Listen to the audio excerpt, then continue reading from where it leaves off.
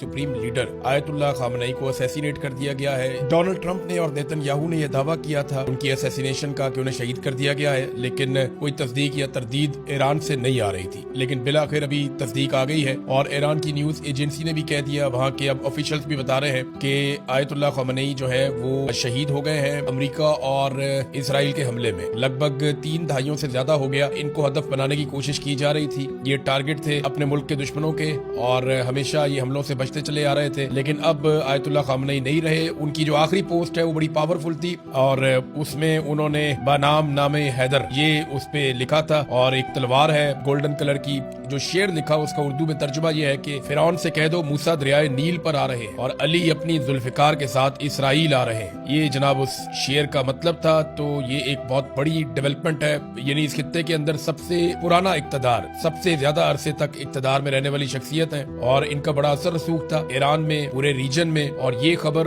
इतनी जल्दी डिफ्यूज नहीं होगी। इसके बड़े असरात होंगे न सिर्फ ईरान के अंदर बल्कि पाकिस्तान समेत पूरे खित्ते में इसके असरात होंगे।